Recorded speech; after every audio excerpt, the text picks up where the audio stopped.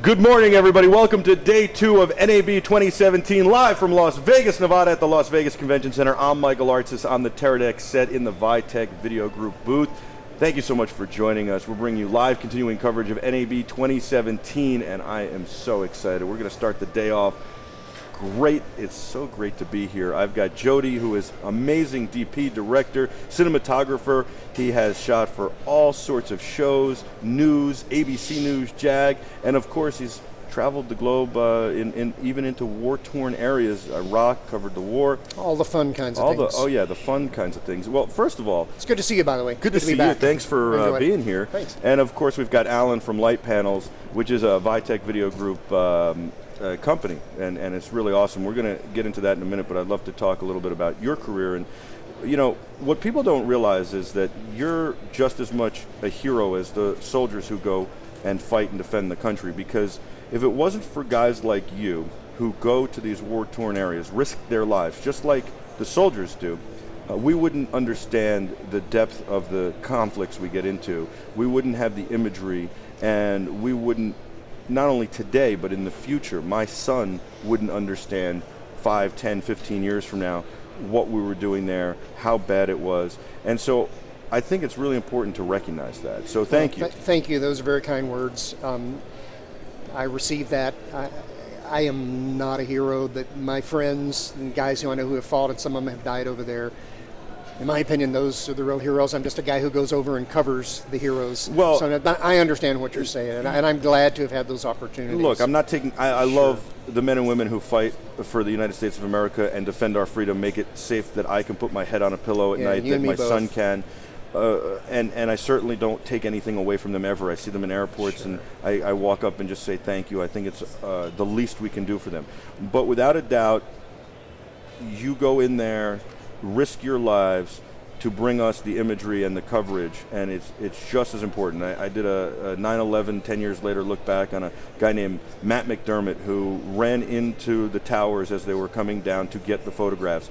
And today we understood, in 2001 and today we understand the depth of the situation and how desperate it was and all that. But it is an important role, no question, and my hat's off to those guys who really do go in and face extreme danger, so that the rest of us can know, what is life really like for other people out there. It's a hard world to live in. Yeah. And I feel blessed by God that He has used me in some places to be truth tellers and to be able to be in difficult places to tell other people the truth. It's a very different thing to shoot, there and to shoot, something like JAG or. It is. And what's weird is that, people ask, what kind of things have you done as a freelancer? And I'll say, well, here's a typical path. 1 week I'm covering the Iraq War with Peter Jennings and Diane Sawyer. The next week I get home and I'm shooting on NCIS. So it's like crazy spectrums there. And I mean the difference in the gear is tremendous, and obviously the set and the setup, and I mean, like TV and film is completely different. You take time to set it up, to get the shot, to make sure it's lit right, to make sure it sounds right, and to direct it properly. You use products like Teradek's Bolt to get wireless monitoring on set so that people can see it, and continuity. And Litepanels LEDs that I can run off batteries. But you know what? Both of those types of works have informed the way that I approach the other. So my work in news and documentaries, breaking news or covering a war, whatever it may be, has informed the way that I work on NCIS. My mantra, and Alan has heard this a lot, is that I believe that the faster you can work, the more creative you can be. So if I can do a lighting setup in 20 minutes that takes the next guy 30 minutes, I got 10 more minutes to tweak my lights. Or maybe at the end of the day, we got a whole hour or an hour and a half of more coverage that we can get because I can work faster. So I can give my client better stuff, more coverage, more creativity because I work faster. So if I can work with lights, like Litepanels, or with Teradek, where I can have transmitters and not have to run cables, which I've done on several shows. Gunny Time with Arlie Ermy is a good example of that, how we were able to work really fast. Yeah, he's great. What's it like working with him? He is terrific. Real pro, sweet guy. But is he like his character, the character he portrays? He really is not. In fact, he told me something, I hope I'm not betraying any confidences here, but he told me, he goes, I've been married for however long he's been married now, 35, 40 years, and he goes, I have never had an argument with my wife. I said, seriously? And he goes, yep, because sometimes I'll get a little heated and excited about something, and she just turns around and walks away. And I calm down and I go in there and I say, okay, honey, let's talk about it. That's the kind of sweet guy that Gunny is. He's great. But all these things, if I can learn to work fast with professional lights that work for me in the field, I can apply that same thing in the studios, work fast there, and it makes everybody happier, gets me more work. Gear-wise, what's the difference in the gear when you go to a place like Iraq? And I mean, camera-wise and gear-wise in general, I mean, you have to really pack light, don't you? You do, and so much of my life has been shooting news and docs that I'm a really big believer in, of course, having all that you need, but keeping that to a minimum because you don't have a lot of guys to help you carry stuff. You don't want to have big cases. So, as technology has emerged, the light panels particularly have had much, much greater output than the initial ones did. You'd have bicolor instruments, so you don't have to have two, you can have one to do that. So I've really been able to keep my package a whole lot smaller. I was going to say, I think that light panels, LED lights and specifically light panels have really changed, probably the biggest change in the amount of gear you take, because lighting is so important even in Iraq. And yet, with light panels, you can use it on a film set, you can use it in television, and you can use it in Iraq because absolutely. they're thin, they're light, and like you said, by color, you don't have to take two That's lights, right. you can take one. And they have such tremendous output. When we were shooting, stand-ups with Peter Jennings in the desert, I had an 800 Joker HMI. Yeah. That's a tremendous amount of output. But How you got to have power that? Well, you needed to have a generator. You need to have something nearby, and there's a lot of places you can't just plug it in and go. This is how, I believe, correct me if I'm wrong, this is how great the armed services are. The armed services help you protect you, but also help you get around and help you cart your generator around and all that stuff. Is that to some correct? degree. We had our own gear. We had our own SUVs and our own tricked out Humvees with built-in. I mean, you should have seen some of the stuff. A Humvee with a satellite dish on top and huge generator and all this sort of jazz that you could literally drive anywhere in the world if you could physically get it there. But yeah, we did have plenty of support when it came to that. But we have to thank the men and women who serve this country. But the output of these instruments now, and what's the new big one that I just saw this morning? Yeah. Well, we have a couple of things going on this year, and to kind of to hit the point of being able to be more mobile. That's kind of the mantra that we've taken into our product line coming out this year and continuing in the future. That's what I was going to ask, because I know you have a lot of different new lights, even on-camera lights that are completely different and more powerful. Alan, tell me about some of the new products. So some of the new products here, especially for NAB, is we're refreshing our Astra line, which is very popular, the 1x1 panels. So the Astra 1x1 panels are lighting this set right now, by the way. I should mention that. A combination of Astras and our Solas, so LED Fresnels and panels, mixed lighting solution to create beautiful images. And this is something you couldn't have done a couple of years ago, to have this much output. Right. And also because they don't draw hardly anything, you can plug everything into like one socket. It makes life so easy and, again, fast. Don't tell the electricians that. Sorry. No, absolutely. And what's great about the technology is, since I've been in light panels, which is not as long as obviously the co-founders, but it's changed such in a way where now we're even more efficient than ever. So for NAB this year, we're getting 50% more output across our Astra family, and we're also getting 50% on our Sola 6 increase output. Wow. So same power draw, so we're just getting more efficient. And what are some of the new products? The Astra family, the 3X and the 6X. But there's this like little one that goes on the camera, right? We do have the Brick, which is our next generation of the Mini Plus that we showed here last year with the new shooter crew. But we have a bunch of different things. We've teamed up with Manfrotto to do the smaller ones, like you mentioned, the Lycos, which is about half size of the Astra. It's using all the engineering and technology that we built into our Astra family. So just a collaboration with Manfrotto to build nice compact lights. Yeah, it's amazing. I love light panels, and I mean they're lighting this set now. They do such a great job. And there's a ton of LED lights out there. Yeah. And I've seen them and played with them. There's Chinese knockoffs and everything. Yes. And there are some very, very good reasons that these are priced the way that they are, because you can find stuff that's like really, really dirt cheap. Right. They're not going to be robust. They're not going to have good color rendition. They're not going to last very long. They're not going to manage power and heat very, very well. So if you want to be changing out your lights every 6 months or a year, knock yourself out. For me, I'm willing to make a little bit more significant investment, not a lot, but it's something that's going to last me 10, 20, 30 years and never having to change. I can't tell you how many horror stories we've heard where people went with the more price-conscious route and then realized it's unusable for them. And you're on a set and your stuff doesn't work, and it's not like, I really wish I would have paid that extra because now I'm sunk. That costs more than anything, and it costs opportunity. but they aren't the most expensive, which is good. No, they're absolutely. kind of middle of the road, and they're very, very good lights. Now, unfortunately, Peter Jennings departed a little too early, the legendary Peter Jennings. But if you were in Iraq now with Peter Jennings, what would you use to light him, given what is available? Well, it's a light that I just saw this morning, and I don't even know the name of it. But Yeah, so going on the theme of what's new for Litepanels, this year we're previewing at the show a light that is going to be introduced later in the year, and attendees of the NAB show get a nice preview or a sneak peek, if you will, at this new light that's a nice wide source of light that does a lot of cool things. What are we calling it? 2 feet by 1 feet has as much output as probably a 400 HMI. It's fantastic. Right. What are we calling it? Well, the project name is Gemini. Okay. So, But if you're at more NAB, information will it's come. worth Yeah, seeing. it's Excellent. definitely I worth was really seeing. impressed. It's something that we've been developing for some time. It's changed. It's changed direction. For where we're going with it. So we're happy to have what we have today, and it's going to be coming out later in the year, and we're really excited about it. Very Something cool. our customers have really been looking for. Jody's been screaming And about. you're going to so- be getting me one right away, right? Yeah. One of the first ones off the because you heard this. Am I second?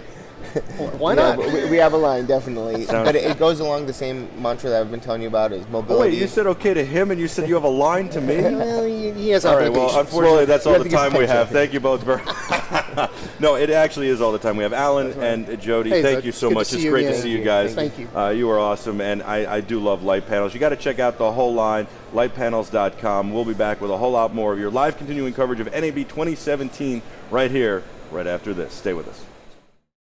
Welcome back to Las Vegas, Nevada, the Las Vegas Convention Center for your live continuing coverage of NAB 2017, live here in the Teradek set in the Vitek Video Group booth. I'm Michael Artsis. Thanks so much for joining us. We have a great guest. I mean, this next guest is going to blow your mind. I love blowing your mind here at NAB. I love showing you innovative products that are affordable.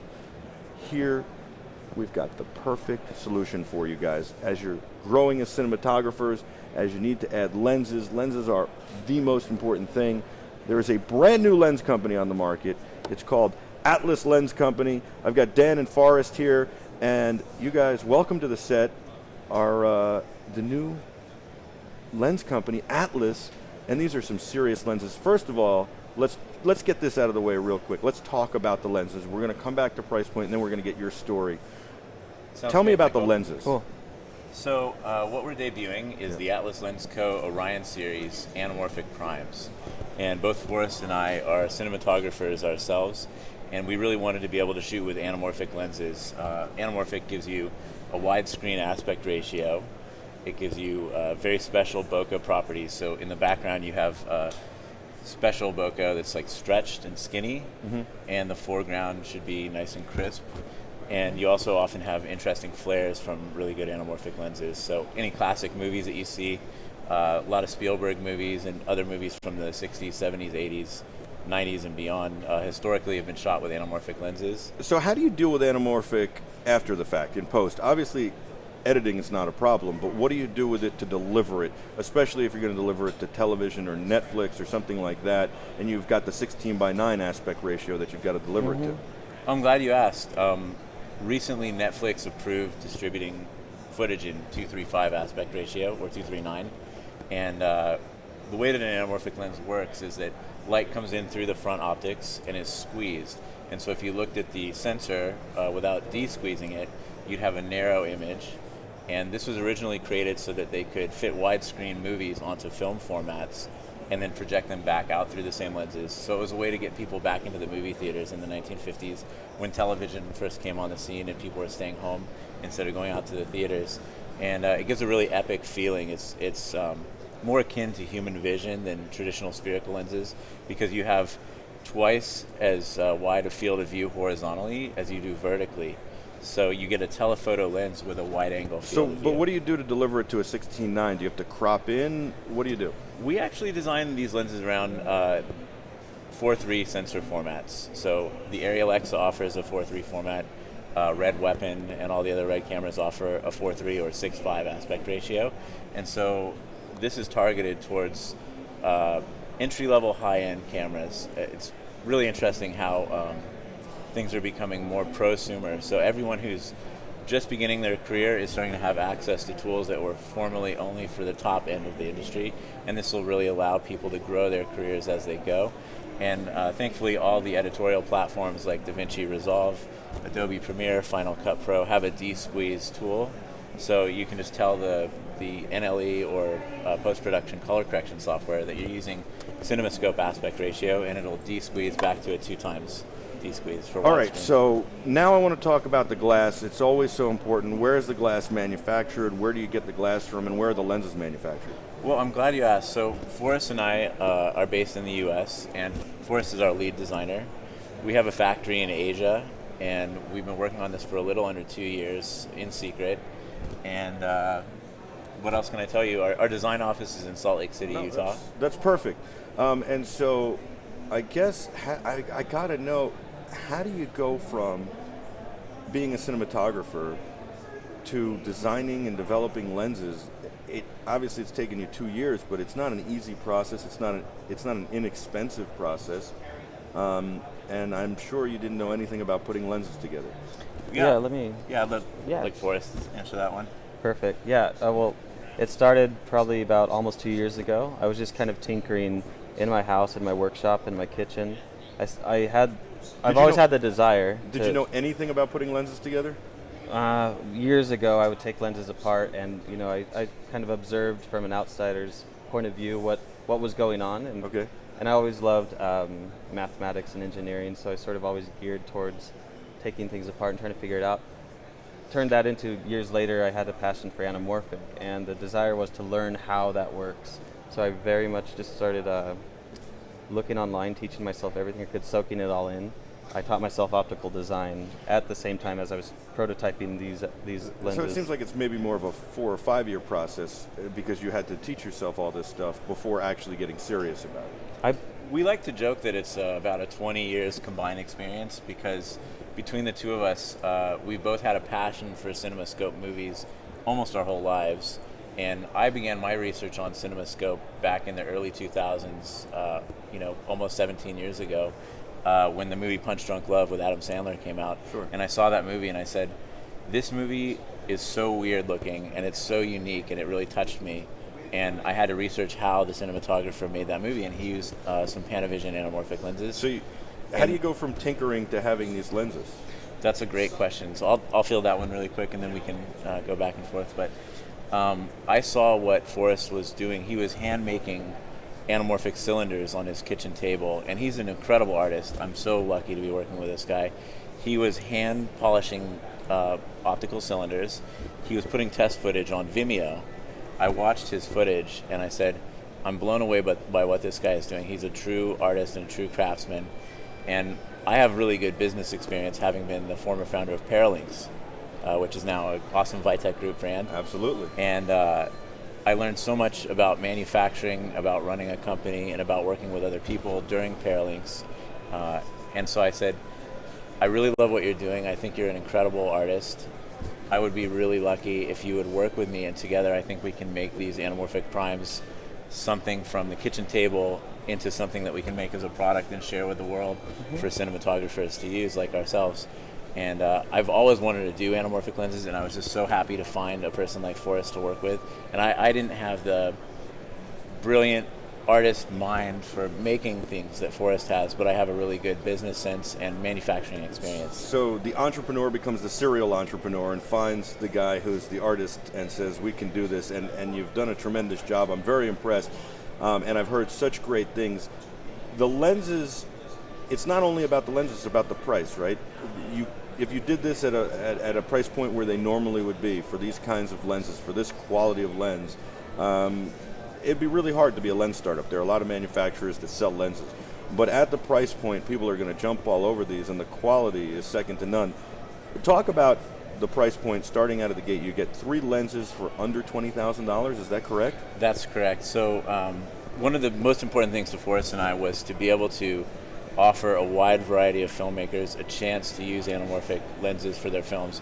And not only did we want to offer just any anamorphic lens, we wanted to offer something that was optically pleasing, mechanically robust, and that would hopefully last you a filmmaking career. Like if you're just starting, you get these, and hopefully you keep these till you retire. So you're talking about the ability to rent it at a very reasonable price because you're going to be selling them to rental houses, and also purchase them at a very reasonable price. When you're talking, usually one lens like this could go for $20,000 or more.